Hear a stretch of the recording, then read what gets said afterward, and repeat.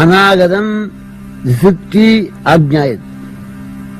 இந்த 6 ஆதாரங்களும் தான் அங்கே புறத்தே 6 படைவீடுகளாக இருக்கின்றன.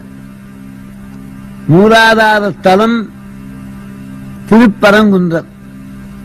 பரம்னா உயர்வுன்னு அர்த்தம். பரம்பொருள், பராத்பரன், அப்படி உயர்ந்த ஞான குன்று திருப்பரங்குன்றம். அருணகிரியார் சொன்னார், மதியின் கதிரின் தடவும் படி உயர்கின்ற வனங்கள் பொருந்திய பலம் ஒன்று பரங்கிரி வந்தருள் பெருமாளே. மூலாதாரத்திலே 3 நாடிகள் புறப்படுகின்றன. ஒன்று இடா, ஒன்று பிங்களா, ஒன்று சுசும்னா.